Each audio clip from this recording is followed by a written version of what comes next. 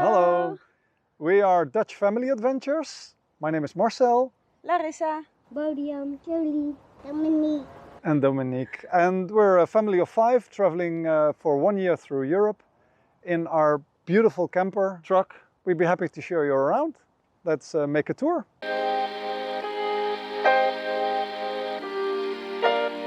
Welcome inside. We wanted a big seating area that could fit all 5 of us and even 1 or 2 more if necessary easily for dinner, for playing, for doing schoolwork, because the oldest 2 are in school, so we're homeschooling this year. We brought a lot of the school books and the workbooks and everything. So we wanted a really nice table and seating area. As much cupboards as possible all around, with some laptops, more toys and games, food supplies. Usually here's the coffee machine. We like coffee, so we brought an espresso coffee machine and the milk thing for the cappuccinos. Under the seating area is the water tank. So in here is the water tank. It covers almost the entire floor area. It's not too high, but very wide, so that's still 400 liters of fresh water. Under here, under these benches, are some more storage for toys and games. And under the benches over there and on that side is all the equipment and electrical systems. So there's 2 big batteries over there, like the converter, solar charger. This is just a small switch for either just a heater for heating the unit, or the boiler, or heater and boiler for hot water. A regular thermostat to control the room temperature. And on this side there's a small panel where I can reach all the Victron equipment. It says we're 67% on LPG. Water tank is about 55%, and it controls everything that we need. And I can actually go a little bit more in depth in all the Victron equipment here. And the windows around are just single glass Mekua windows with the blinds and the mosquito net. We have a lighting strip under here for the kitchen lights. When the kids are asleep, we can kind of darken that part of the truck. And when we're still sitting here, this provides us with enough lights. And one extra little feature that the builders came up with, which I really like, is to put a metal plate behind this between this panel, turning it effectively into our magnet wall, so we can put up the children's pictures and drawings and some photos that we have with little magnets, which gives it a little bit more of a home feeling than just a cold wall. You didn't want to have a door between cabin and No. I know there's kind of 2 camps, so to say, in the trucking world, and one very much in favor of having a door or a go-through, and then other people that don't want it or don't think it's necessarily. We're in the second camp. I don't think it adds much value, because first of all, it would be very hard for us to actually go through it, because we have a chair there for one of the kids, so we couldn't use it. We couldn't use it while driving.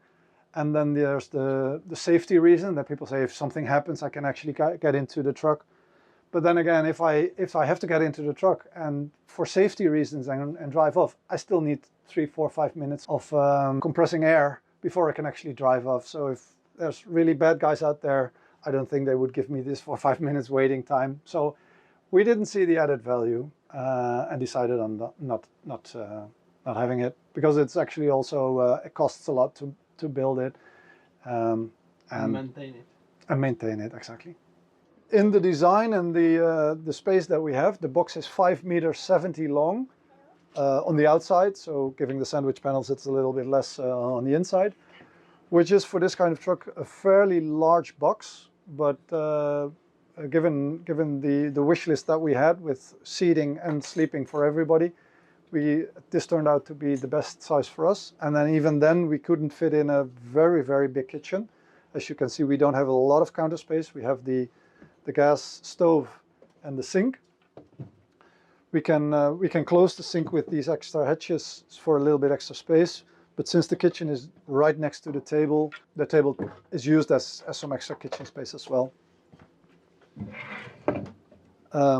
We chose a regular household stove, not the typical camper stove, because on a camper stove the fire pits are usually a little bit nearer to each other, and that means you're always pushing, pans are always pushing each other off.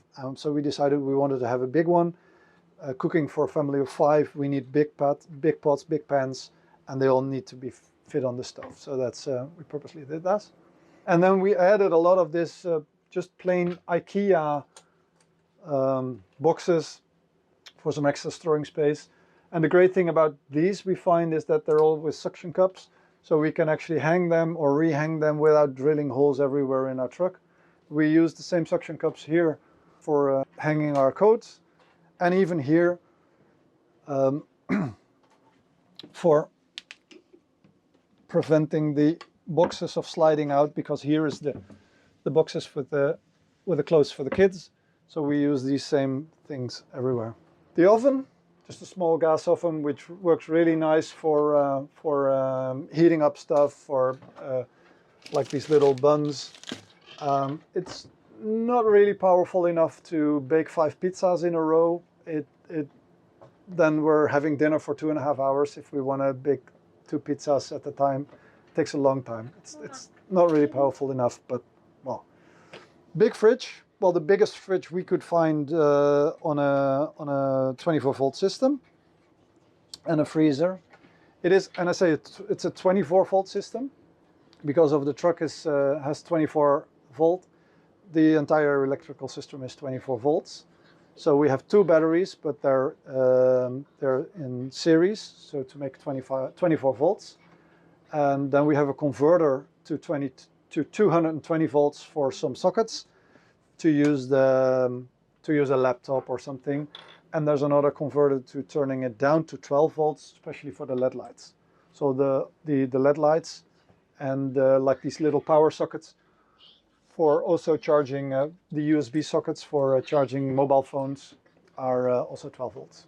But other than that, the base of the system for the water pump and the heater and everything is 24 volts. We do not have an air conditioning, but we do have a max fan. I think is the next best thing after air conditioning. It runs fairly smooth, not a lot of noise. It has like 10 different settings. You can turn it up a little bit, can push air outside or suck air inside, and we love this thing. It's basically always on. As soon as we park the car, we turn this on, and it's always running to get some ventilation in here. And then we put on this big skylight that we can of course open as well. This is double glazed and vacuumed. It has an anti-sun glare layer outside on top of it to prevent the sunlight heating up the box too much. And this also has an insect screen, or just blinding it totally. This is Sideway, which is a relatively new brand, and I really like them. Next to the door is a big cupboard for coats and shoes. So that first thing we can do, especially if the weather is a little bit crappy, we can put our shoes away, coats away.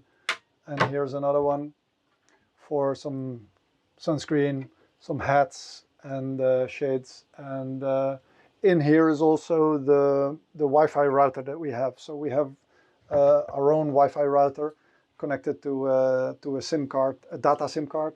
So we always have our own Wi-Fi, especially for the kids when they are doing their schoolwork on the tablet, or for us when we want to work some on the laptop, or just for watching a video. How does it work? You buy in each country new SIM card? Or? No, with the European rules now, we can, in most of the countries, we can roam for just the home tariff. So I have a really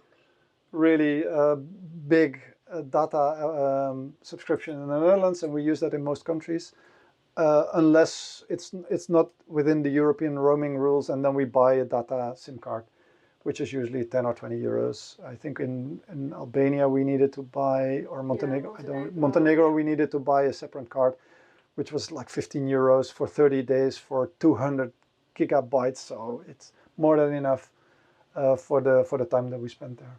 The next is the bunk beds for the kids. They both have their own. This is the oldest, Bodian, he sleeps here, and his younger sister, Jolie. Dominique is in her bed now, watching a video, but this is Jolie's bed, our middle one. This is her bed, and Grandma made these little curtains, or the inside of the curtains, with old pictures from home, so that if they miss Grandma or some friends or their uncles, they would have the pictures. And for Bodian as well, but different pictures for him. Down here is their clothes for Bodian and for Jolie. And behind here, next to this box, if I take this box all the way out, there's some extra storage space. There's a big first aid kit and some stuff that we don't really need. And there's a big box of Lego on this side. So every once in a while, when the kids want to play with the Lego, we take out the box and they can play here. And that's also one of the choices that we made, to have a relatively large walking space area here in the middle. We didn't want to build the entire box full because we need some moving area with, obviously, with 5 people. If one person is cooking here, we should still be able to move from the back to the front. We didn't want to make a ladder, so it's just a step for him to get into his bed. And then they both have their own little storage space here for some personal stuff, like their own tablets, but also things they might come across on the trip that they want to save, or some books, and that's their own personal. And these beds are 1.60 meters, which is more than enough for their age now. But I'm guessing when they grow up more, or in the event that we ever want to sell this truck, and we might sell it to a family with slightly bigger kids, older kids already, we purposely put this cupboard in front of the beds so that we can actually sacrifice part of the cabinet, or to make the bed longer, and then it would be 2 meters, which is a fairly sized bed. And then we just have to take the back out here and adjust that, which is pretty easy to do. And then in the back we have our own bed. It's 140 wide, 2.10 meters long, and over our bed is the 1.40 meter bed for the youngest one, and so she has her own bed as well. More often than not, halfway through the night she wakes up, and then we have this little voice, "Mommy, Daddy, can I come lie with you?" And we usually say yes. So more often than not, she starts in this bed, wakes up in our bed, but that's all part of the trip and of the coziness of being together in a small space. Under the bed, of course, is the garage. Some extra storage for food and drinks, and some stuff that we don't need all the time, and the washing machine. There's the bathroom. What is the toilet. size of shower tray? I think it's 90 by 60. 90 centimeters by 60 centimeters, which is not very big, but it is functional. In here is the vanity cupboard for toothbrush, toothpaste, and everything that we would need. The batteries for the living unit are 2 AGM12 250 amp batteries series. So we have 250 amp hour 24 volt, because it's a 24 volt system. And on the roof are 4, I would call them household solar panels, 365 watt, 40 volt, in series parallel. So it's an 80 volt charging system, 2x2, if you know what I mean. And there's a Victron 100/50 smart charger behind that to regulate the charging of the batteries. And So, it has been enough for you? More than enough, yes. The batteries are usually between 80 and 100% charged. The batteries are also charging when we're driving, so that would only be a problem if we're in the same spot for more than 4 or 5 days with bad or overcast weather. Other than that, once we're driving again, it's charging. I hope you enjoyed the tour of our truck inside and out, and and maybe we'll meet on the road. Any questions, just contact us through Instagram, Yeah, right? we have an Instagram. It's at Dutch Family Adventures. We also have a Polar Steps with the same name. If you're interested in following our adventures, pictures, little films that we make along the way. And if you do have any questions, please contact us, and we'll be happy to answer them. All right. Okay. Want to say bye? Bye. Bye bye.